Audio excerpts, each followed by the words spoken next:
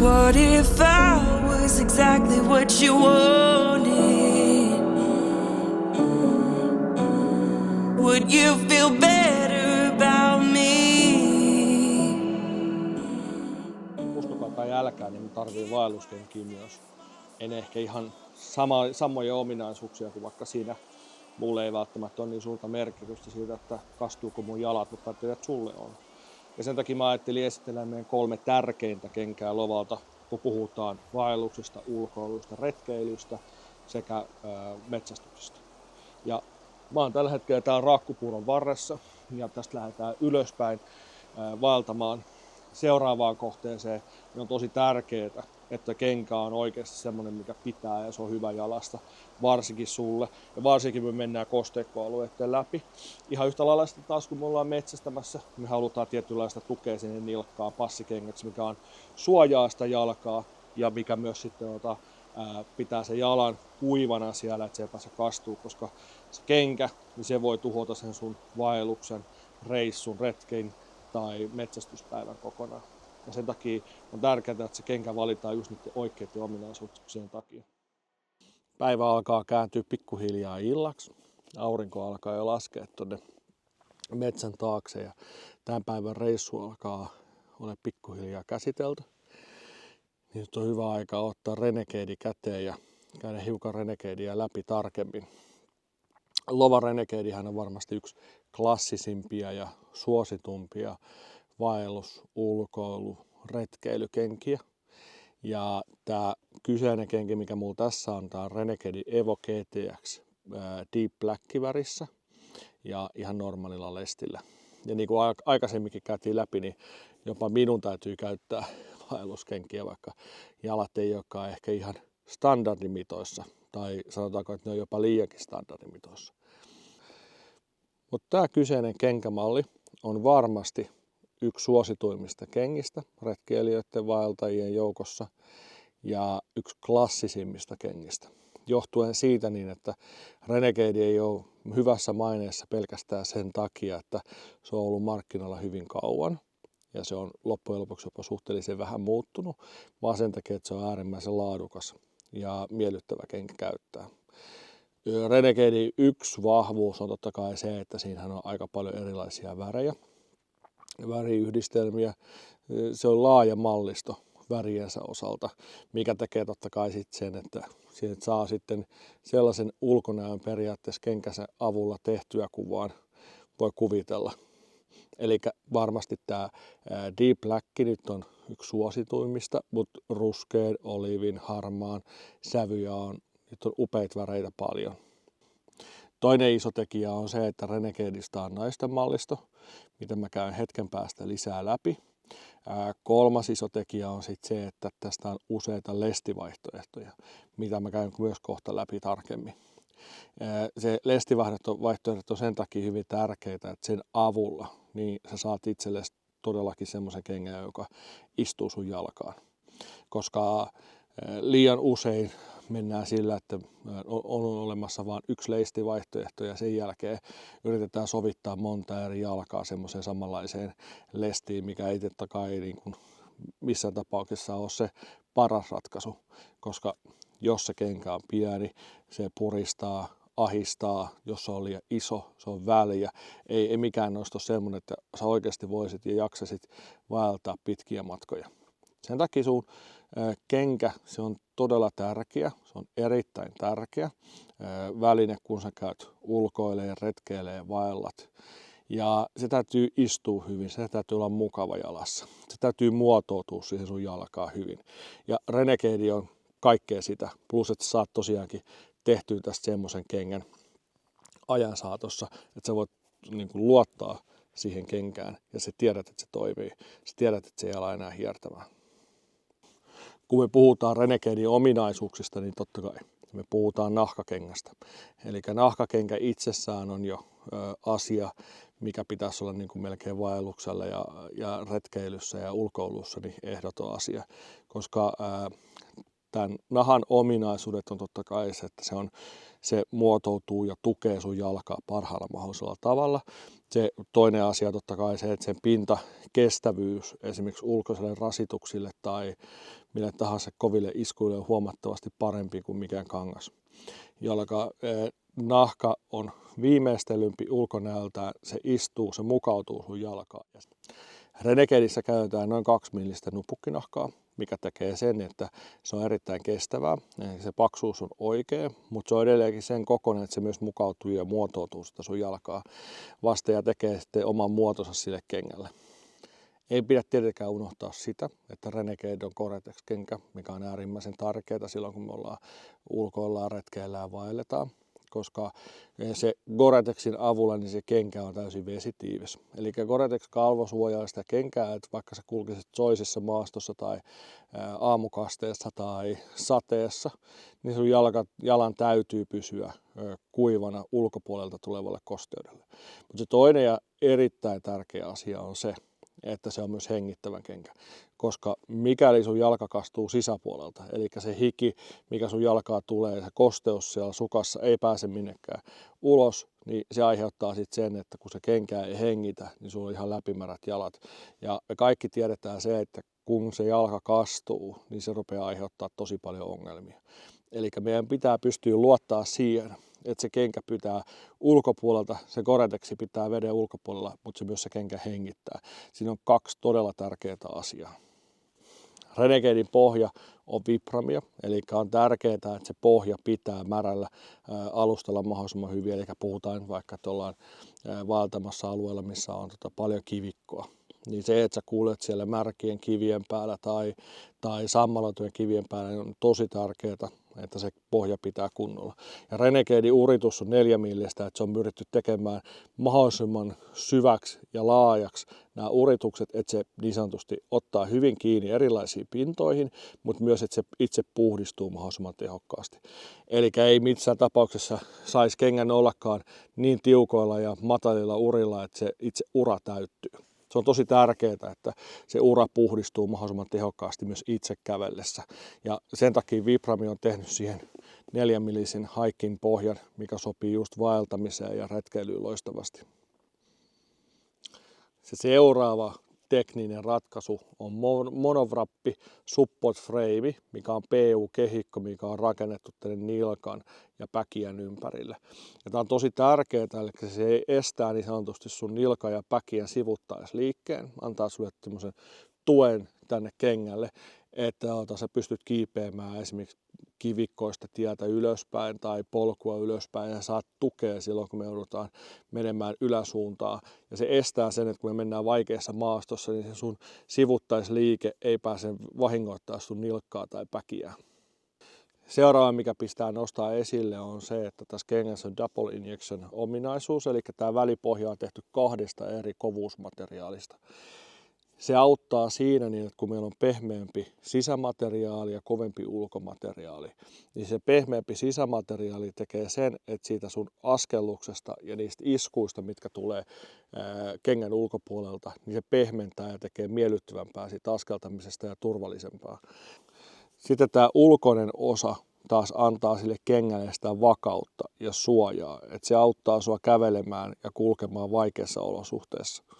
Se itsessään se kenkä taipuu tältä päkiä osuudelta luontevasti, eli siitä ei ole missään tapauksessa tehty liian kova, puhutaan moderate-tasosta, mutta sen ansiosta niin sulla on kuitenkin voimaa siirtää sitä liikettä eteenpäin, antaa sulle sille kengälle vakautta, mutta sen lisäksi se tekee sitä liikkeestä luontevaa.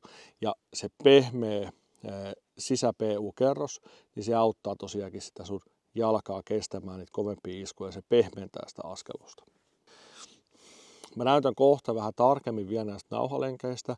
Monikaan ei välttämättä ole edes huomannut eikä huomioinut vaelluskenkien nauhalenkkeissä enempää, mutta näillä on tosi suuri merkitys. Eli Renegade-kengässä niin tämä keskiosa ja alaosa nauhalenkit on suljettuja ja sitten tästä 3 viimeistä nauhalenkkiä tästä ylöspäin niin on avonaisia. Eli nyt me pystytään tämän nauhalenkin avulla, niin ensinnäkin me pystytään tämä lesti niin kuin kiristämään mahdollisimman tiukaksi, hyvin istuvaksi, että se ei pääse liikkeelle. Ja tämän avulla myös sitten tämä kenkä itsessään muotoutuu sun jalkaa vasten käytössä mahdollisimman hyväksi, mutta me pystytään modifoimaan tosi paljon tätä yläosaa. Eli nyt kun meillä on avonaiset nauhalenkit, me pystytään esimerkiksi nauhoittamaan ihan perinteisesti alhaalta ylöspäin, mutta me pystytään myös nauhoittamaan ylhäältä alaspäin, koska tämä osa tässä keskellä on useasti semmoinen, mitä ihmiset myös valittaa. Eli nyt kun tämä nauhoitetaan liian kireelle tämä keskiosa, niin meille tulee ongelmaksi se, että se alkaa sattumaan siihen jalkaan. Koska kun tämä kenkä taittuu tästä keskiosasta, niin se suurin rasitus tulee itsessään tähän näin. Ja mikäli tämä nauholenkitys tässä on liian kova, niin se voi helposti alkaa sitten rasittaa jalkaa. Sen takia pitää olla mahdollista, että me pystytään myös nauhoittamaan ylhäältä alaspäin. Me voidaan tänne tehdä se kireempi kerros ja tähän keskelle tehtyä löysempi alue, mikä sitten suojaa sitä kenkää, suojaa käyttäjää, tekee siitä askelluksesta parempaa. Nyt just kun käytiin sitä double injection ominaisuutta läpi, niin sitten pitää sen lisäksi vielä puhua moderate stiffistä, eli puhutaan tämän kengän jäykkyydestä. Se on todella tärkeä asia silloin, kun me mietitään kenkää, joka on tarkoitettu vaellukseen ja retkeilyyn. Esimerkiksi sen rinkan takia. Kun ruvetaan miettiä, että minkälainen kenkä on paras kenkä siihen, kun me kannetaan esimerkiksi rinkkaa tai reppua, kantamuksia. Jos meillä on liian jäykkä pohja, niin meidän ongelmaksi tulee helposti se, että meidän niin kuin joka askellus sen kantamuksen takia on liian kova. Eli kun me kuljetaan maastossa, missä on paljon kiviä tai oksia, juurakoita, se maasto on epätasainen. Niin jos joka kerta me joudutaan vähän niin kuin sen kengän pohjan kovuuden takia niin kärsimään ja se kantamus alkaa tuntua raskaalta, niin silloin meillä on vääränlainen kenkä jalassa. Eli me tarvitaan kenkä, joka jonkun verran pääsee joustamaan ja elämään sen maaston muodon takia. Se on kuitenkin todella tärkeää, että me ei myöskään valita kenkää sinne maastoon, mikä on liian pehmeä. Eli nyt jos ajatellaan vaikka sillä tavalla, että sun päkiälle ja sun kantapäälle ei ole tarpeeksi tukea, niin se ongelmaksi tulee se, että liian pehmeä kenkä siellä maastossa, niin se ei ikään kuin välitä sitä voimaa eikä siirrä sitä voimaa sulla eteenpäin. Sen takia sun pohjan pitää olla sellainen, että siinä on tarpeeksi joustavuutta, pehmeyttä, mutta sen pitää olla tarpeeksi tukeva ja kova, että sä pystyt kantamuksia kantaa. Sen takia suurin osa esimerkiksi lovan kenkistä, niin vaellus- ja retkeilykengistä, niin puhutaan moderate stiffistä, moderate tasosta, mikä on keskikova pohja. Ei siis missään tapauksessa kova, mutta ei todellakaan mikään pehmeä. Sen tuntee tästä, että tässä kengässä on kiertojäykkyyttä sekä siinä on todella hyvin jäykkyyttä silloin, kun me painetaan sitä nokkaa niin sanotusti ylöspäin. Mutta se kiertojäykkyys tukee sitä jalkaa, se tukee sitä sun nilkkaa ja sun päkiä, eikä pääse luiskahtaa niin sanotusti täältä alta. Moderate-tasossa käytännössä puhutaan siitä, että se jalankaari, niin se jakaa sen voiman mahdollisimman tasaisesti ja sitä kautta tukee sitä sun jalkaa. Se ikään kuin pystyt siirtämään sitä jalassa olevaa energiaa tehokkaammin eteenpäin. Ja silloin kun meillä on kuormaa selässä, niin se on tosi tärkeää, että se kuorman paino jakautuu isolle osalle jalkaa. Eikä sillä tavalla, että liian pehmeässä pohjassa se joutuisi vähän kipristelemään varpaita koko ajan ja pinnistelemään päästäksesi eteenpäin. Eli sen voiman täytyy jakaa koko sen kengän alueelle ja se tasata se paino sille koko kengän alueelle. Toinen suuri asia on sitten siinä moderate stiffissä ja totta kai niin kuin lovan pohjassa se, että tämähän on rullaava pohja. Eli kun sä askellat, niin se vie sitä rullaavasti eteenpäin. Jos meillä olisi liian pehmeä pohja, me jouduttaisiin tekemään liian paljon töitä sen eteen, että me saadaan se askellus vietyä loppuun, koska se alkaisi jo liian aikaisessa vaiheessa niin antamaan periksi. Ja sitten taas toisaalta, jos meillä on liian kova pohja, niin jokainen askel tuntuu liian jäykältä, varsinkin kun se maasto on vaikea. Mutta lovan pohja ja varsinkin tämä moderate stiffi, niin se on rullaava pohja, se helpottaa ja auttaa sua kulkemaan siellä kovassakin maastossa. Lovan Renegaden kohdalla niin täytyy ehdottomasti ottaa esille myös naisten mallisto. koska Lova Renegade on varmasti yksi yleisimmistä ja suosituimmista naisten ulkoilu-, retkeily- ja vaelluskengistä. Tässä on nyt Deep Black väri miesten kenkänä, koska tämä on mun kenkä, mutta tätä samaa kenkää saa myös naisten versiona. Ja se, mikä oikeastaan Lovan kenkien yksi hienoimmista ominaisuuksista on, että ne on myös hyvin pitkälti suunniteltu just sopimaan sun jalkaasi. Eli ei puhuta nyt sillä tavalla, että sun täytyy ottaa hybridi, eli kenkä, joka sopii kaikille, vaan varsinkin Renegaden kohdalla, niin siellä on naisten mallisto sekä miesten mallisto. Totta kai myös monet naiset löytää miesten mallistosta paremmin itselleen sopivan kengän, mutta sitten taas suurimmalle osalle kuitenkin naisista, niin se naisten mallisto on just se oikea. Ja monessa kengässä niin ei ole sitä tilannetta, että on niitä naisten malleja. Mutta just sen takia Renegade on noussut niin suureen suosioon, koska sieltä löytyy sulle varmasti sopiva kenkä. Ihan samalla tavalla näistä lesteistä, niin tästä niin sanotusti miesten versiosta niin löytyy 3 eri lestiä. Eli tämä normaali, sen lisäksi täältä löytyy wide ja narrow.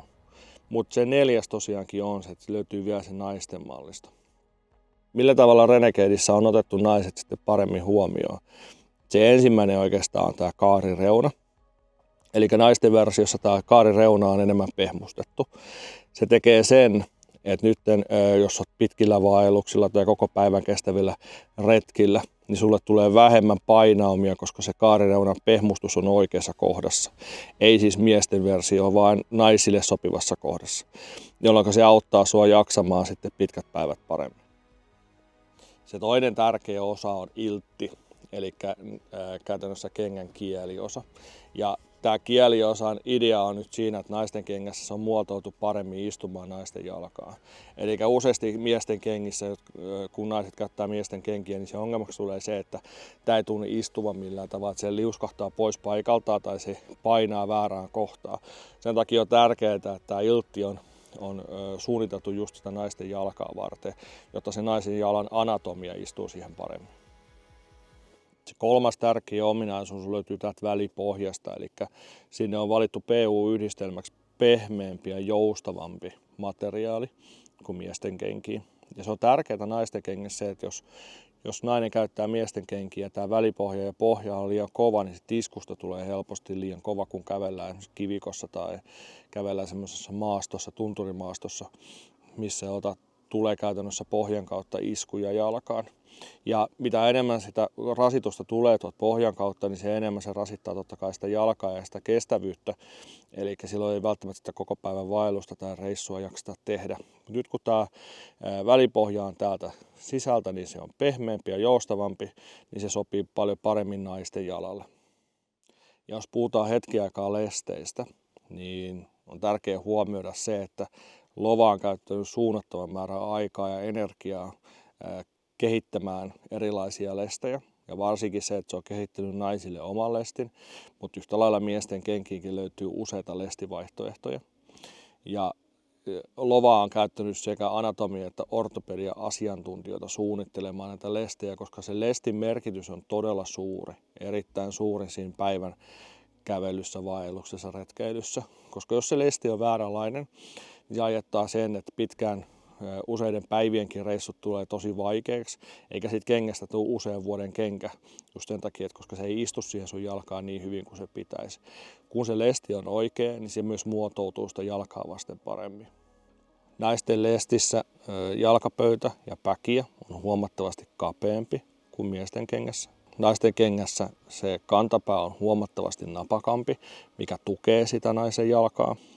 Ja tämä jalkapöydän alue on taas matalampi, jotta sinne jalkapöydän alueelle ei jäisi tyhjää tilaa, vaan että se istuisi mahdollisimman hyvin. Sen kantapään ja tämän jalkapöydän muotoilun ansiosta niin siitä kengästä tulee napakka. Semmoinen, että se istuu erittäin hyvistä jalkaa vasten ja sun on helpompi käyttää. Siihen ei jää niin sanotusti sitä turhaa tilaa. Tämän kengän Renegaden muun muotoilun ansiosta ja nauhoituksen ansiosta, niin saat sen laitettua sitten erittäin kireäksi sen kengän, että se istuu mahdollisimman hyvin, mutta mikäli se lesti olisi väärä, niin sulle jäisi sinne tyhjää tilaa sinne kengän sisälle ja silloin se pääsisi heilumaan ja hölskymään ja se aiheuttaa sitä puutumista ja hankaumia ja hiertymiä. Niin sen takia kokonaisuus on tärkeä, että sulla on oikeanlainen lesti ja on oikeanlainen kenkärakenne muuten siihen käyttöön. Normaali lesti, niin kuin tässäkin kengässä on kaikkein se yleisin lestikoko, mitä myydään. Ja se sopii suurimmalle osalle suomalaisista jaloista. Normaalissa lestissä perinteiselle suomalaiselle jalalle, niin se kantapää, päkiä, jalkapöydä ja varpaiden alue on sellainen, että sinne jää tarpeeksi tilaa, mutta sitten kengästä tulee myös napakka. Sen takia suurin osa suomalaisista käyttää sitä normaali lestistä jalkinetta. Wide-lesti on nimensä mukainen leveämpi versio ja se on varsinkin päkiälle leveämpi. Eli se on taas, jos on isommat varpaat tai päkialue on isompi, niin wide-lestinen kenkä on suunniteltu just sitä varten. Periaatteessa tämä kantapääosa on täysin aika lailla sama kuin on normaalissakin jalassa, koska kantapää usein on ihan samaa koko luokkaa, vaikka se lestin leveys olisikin isompi. Mutta se päkiä-alue ratkaisee siinä lestin leveydessä ja wide-lestissä niin varsinkin sille päkiälle on annettu lisää tilaa. Sen lisäksi on olemassa vielä narrow, eli S-koko luokan lesti.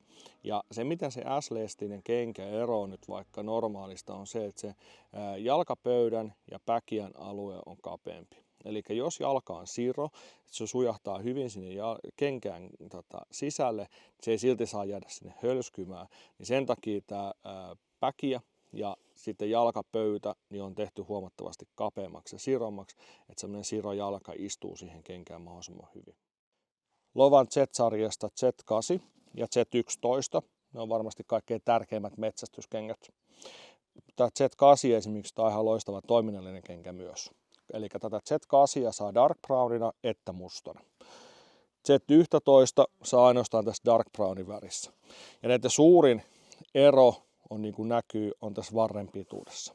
Eli Z11 on pitkävartinen kenkä, Z8 on keskipitkävartinen kenkä. Tähän sarjaan kuuluu myös Z6, mutta Z8 ja Z11 on kaikkein kuuluisimmat kengät. Ja tämä Z8 varsinkin on yleiskengänä ihan loistava. Oli kyseessä sitten metsästys tai taktisen lajin harrastajat, viranomaiset. Eli itsessään tämä kenkä on äärimmäisen tukeva, mutta tämä on myös kenkä, jolla sä pystyt liikkumaan vaikeassakin maastossa. Heti aluksi meidän täytyy mainita kaikista Z-sarjalaisten kengistä Z6, Z8 tai Z11. Mehän puhutaan Gore-Tex-kengistä. Eli sen Gore-Tex-kalvon ansiosta niin ensinnäkin tämä kenkä hengittää. Se on mukava jalassa, vaikka me kuljettaisiin elokuussa aika lämpimässäkin olosuhteissa, niin tämä kenkä hengittää. Mutta se toinen asia on totta kai se, että kun se on Gore-Tex-kenkä, niin se Gore-Tex-kalvo pitää kosteuden ulkopuolella. Molemmat on nahkakenkiä, eli totta kai nahka itsessäänkin suojaa sitä kenkää niin rasitukselta kuin kosteudelta, mutta sen lisäksi se Gore-Tex-kalvo hengittää ja se Gore-Tex-kalvo suojaa kosteudelta. Eli me voidaan tarpoa, on se sitten suomainen maasto tai alue, mikä on täysin märkä sateessa, aamukasteessa, niin se Gore-Tex-kengän ansiosta niin sun jalat pysyy kuivana. Z-sarjalaisten kenkien yksi tärkeimmistä ominaisuuksista on stability frame, eli puhutaan TPU-kehikosta, rungosta, joka tulee täältä kantapäästä aina tuonne välipohjaan asti. Ja sen idea on se, että se rakentaa sulle kehikon ja estää sivuliikettä, joka tukee sun jalkaa. Eli sitä kautta sä et pääse niin sanotusti hajottamaan jalkaa vaikeassa maastossa. Z-sarjalaisten kenkien toinen ominaisuus on se, että tässä on lovan oma pohja. Eli puhutaan lovan rubbersoulista, mikä on äärimmäisen hyvä pohja, kun me puhutaan märistä pinnoista. On se sitten kiviä tai pitkospuita tai kuljetaan me sammalaisessa maastossa. Eli se kyseinen pohja on tehty ja kehitetty just sitä varten, että siinä olisi mahdollisimman paljon pitoa, kun me ollaan metsässä tai alustoilla, mitkä on liukkaita ja märkiä. Se kolmas ominaisuus tässä kengässä on se, että tämän pohjan kovuus on moderate taso, eli ei puhuta kovasta stiffistä eikä missään tapauksessa softikengästäkään. Se idea on nyt siinä niin, että se tukee moderate, eli puhutaan keskikovasta pohjasta, niin se tukee varsinkin tätä kantapään aluetta. Mutta niin kuin huomataan saattaa, niin tämä on kova tämä pohja, eli missään tapauksessa ei puhuta mistään pehmeästä pohjasta. Mutta se moderate-kovuuden ansiosta, niin sulla on just täällä kantapäässä on mahdollisimman paljon tukea. Eli silloin kun me kuljetaan metsissä tai kuljetaan ylämäkeä tai kivikkoisilla alueilla, niin silloin zetasarjalaisen pohja on just tehty sitä varten, että sä pystyt kiipeämään ja sä pystyt kulkemaan metsässä ilman, että sun täytyy huolehtia siitä, että se liian kova pohja estäisi sitä sun liikkuvuutta tai että jos sulla on liian pehmeä pohja, niin sä et saa tukea sinne kantapäähän tarpeeksi. Pohjan rakenne on double injection, eli se on kaksiosainen rakenne siinä pohjassa. Eli tämä ensimmäinen PU-kerros on tehty iskuvaimennusta varten, jotta se olisi mahdollisimman mukava silloin, kun se alusta on kova, eli puhutaan vaikka kivisestä maastosta. Päällimmäinen osa on tehty kovemmasta kumiseoksesta, minkä ansiosta se kestää kulutusta ja rasitusta huomattavasti enemmän. Lova on kuuluisa näistä pohjistaan, eli pohjan kestävyydellä ja pohjan pitävyydellä sekä totta kai siinä pohjan tuntumalla, niin siinä on todella iso merkitys, kun me puhutaan hyvästä metsästyskengästä.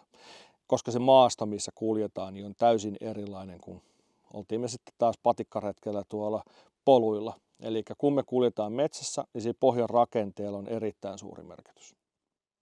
Kuten alussa puhuttiin, niin näiden kengillä ei ole kovin suuri ero. Eli puhutaan käytännössä varsikorkeudesta. Ja totta kai siitä niin, että Z8 saadaan mustana, Z11 saadaan vain dark brown värissä. Z8 varren korkeus on noin 20 senttiä ja Z11 varren korkeus on noin 30 senttiä. Eli puhutaan 10 sentin erosta. Z8 painaa noin 690 grammaa kenkä ja Z11 775 grammaa kenkä. Ei ole kovin suuri ero myöskään siinä. Jos me katsotaan näiden kenkien toista eroa, niin se oikeastaan löytyy tuolta nauhalenkeistä. Eli Z8 on yhteneväiset suljetut nauhalenkit sekä ihan alusta loppuun asti, mutta Z11 niin meillä on sitten yläosalta koukkulenkit. Yksi ero tosiaankin siinä Z8 ja Z11 on nämä avoimet nauhalenkit. Eli Z8 kaikki nauhalenkit on suljettuja ja Z11 nauhalenkit on yläosastaan avoimia. Ja nyt kun meillä on Z11 näin monta nauhalenkkiä, ne on hiukan eri tasolla ja ne on avoimet, me pystytään tekemään nauhoitus, mikä on esimerkiksi tietystä osaa kenkää niin vähän löysempi ja tästä yläosasta esimerkiksi vähän kireempi. Eli avoimen nauhalenkin ansiosta me pystytään modifioimaan enemmän sitä meidän nauhoitusta tässä kengässä. Se toinen ominaisuus näiden avointen nauhalenkkien kohdalla on se, että jos me käytetään Z11 esimerkiksi talvikäytössä, me halutaan mahdollisimman korkea varsi sen takia, että esimerkiksi lumi ei pääse sinne kenkään. Niin nyt me voidaan modifioida sitä meidän nilkka- ja varsiosuutta ja sen nauhoitusta sen mukaan, että minkälaista sukkaa me käytetään täällä sisällä. Eli jos meillä on paksu sukka, esimerkiksi mikä on ohkainen rakenteeltaan täällä meidän kengän alaosassa ja paksumpi täällä varressa, tai että se on pitkä merinovillasukka, mikä nousee tuonne pohkeen yläosaan asti, niin me pystytään sen mukaan nauhoittamaan meidän kenkää hyvin, että se ei missään vaiheessa rupea painamaan.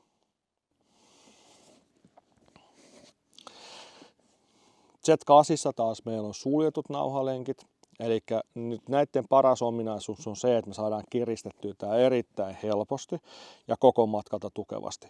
Eli oltiin me nyt vaikka vaelluksella tai metsäreissulla tai metsästyksessä, toiminnallisessa harrastuksessa, viranomaisella, armeijalla käytössä, niin nyt kun meillä on suljetut nauhalenkit, me saadaan kiristettyä tästä yläosasta ja se kiristyy koko matkalta tasaisesti. Me saadaan tästä kengästä mahdollisimman tukeva. Z-sarjalaisten kenkien materiaalina käytetään nahkaa ja sitä saa koodinkin mukaan kahta erilaista, eli puhutaan Z8S tai Z8N. Ihan samalla tavalla Z11 on S ja Z11 N. Ja se S tarkoittaa siinä split suet nahkaa, mikä on hiukan mokkamaisempi materiaali. Ja N tarkoittaa taas hiukan paksumpaa, karheampaa, aukiharjattua nupukkinahkaa. Mutta molempien nahkojen laatu on ihan äärimmäisen hyvää ja sopii ihan loistavasti molemmat kengät ihan samanlaisiin käyttötarkoituksiin. Kyse on vähän ehkä fiinimmisti siitä materiaalimielittyvyydestä, miltä se näyttää ja tuntuu sulle käsiin. Molempien kenkien yläosa on Cordura-materiaalia. Ja Corduran yksi tärkeimmistä ominaisuudesta on se, että se on äärimmäisen pehmeätä ja miellyttävää sun jalalle. Mutta se toinen on totta kai, että se hankaus ja kulutuskestävyys on äärimmäisen hyvä. Eli sun ei periaatteessa tarvitse huolehtia siitä niin, että sä kuljet risukoissa tai kivikossa tai menet semmoisen alueen läpi, missä kenkä joutuu tosi koville sen ulkoisen paineen takia. Tämä Cordura on äärimmäisen kestävää ja mukavaa jalalle. Eli se myös suojaa, koska se on paksumpaa ja se on pehmeämpi materiaali, niin se myös suojaa sitä sun jalkaa niitä iskuja, eli se iskuvaimennus Cordurassa on hyvä. Koko kenkää ei oikein voikaan tehdä täysin nahkaisesta materiaalista, koska tämä Corduran parhaita ominaisuuksia on tosiaankin se pehmeys ja joustavuus. Mutta se käytännössä kestää ihan samanlaista olosuhteita, saman määrän ulkoista painetta kuin nahkakin. Cordura on myös helppo pitää puhtaana, eli se on likaa ja vettä hylkivää. Eli sä voit aika hyvin sen harjata. Se myös kestää sitä harjausta ja karhennusta. Eli jos siihen tulee likaa, niin se pystytään aika tehokkaasti harjaamaan myös siitä pois ilman, että siitä se materiaali kärsii sit millään tavalla. Se toinen tärkeä asia on se, että Cordurahan on polyamidimateriaali. Eli se kuivuu erittäin nopeasti eikä se oikeastaan sido itteensä vettä. Eli nyt jos moni on lähtenyt aamulla matkaa jatkamaan märillä kengillä, niin tietää, että se on epämukavaa niin kulkea kengillä, jotka litisee ja lätisee, jotka on märät, mutta Cordura ei itsessään kastu, ja koska se kuivuu nopeasti, niin se on varmasti myös aamulla kuiva. Siinä on oikeastaan vaan tärkeää se, että jätät se kengän kuivumaan semmoiseen tilaan, missä ilma kiertää ja missä se pääsee kuivumaan kunnolla, niin se Cordura kyllä itsessään kuivuu. Ja kun me katsotaan Z-sarjalaisen kenkää vielä tarkemmin, niin me nähdään, että tietyt osat kengästä on tehty nahkamateriaalista ja tietyt osat on tehty Cordurasta. Eli varsinkin tämä kohta kengästä, mikä vaatii sitä tukea sille sun jalalle, niin se on tehty nahasta. Eli se muotoutuu sitä sun jalkaa vasten mahdollisimman hyvin, eli kengässä olevan muistin ansiosta, niin se istuu siihen sun jalkaan käyttökertojen jälkeen niin paremmin ja paremmin, ja se kestää erinomaisesti niistä ulkoista rasitusta. Ja sitten nämä nilkan yläosat, mitkä on tärkeitä sen liikkuvuuden kannalta, niin ne on tehty Cordurasta ja tehty myös pehmeästä materiaalista. Eli tämä Corduran pehmeys takaa sen, että se on mukava, kun sä kävelet kivikossa tai metsässä. Ja se, mikä täytyy sanoa lovan kengistä, niin käytännössä kaikki lovan kengät tehdään Euroopassa. Eli esimerkiksi Z-sarjalaiset kengät tehdään Slovakiassa. Ja eurooppalaisten tehtaiden laadun valvonta on erittäin kovaa. Eli käytännössä jokainen kenkä pystytään jäljittämään jokaisen työprosessin ja kuka on sen tehnyt ihan alkua tekijöihin asti. Ja sen ansiosta niin me voidaan taata se, että lovan kengät on äärimmäisen laadukkaita.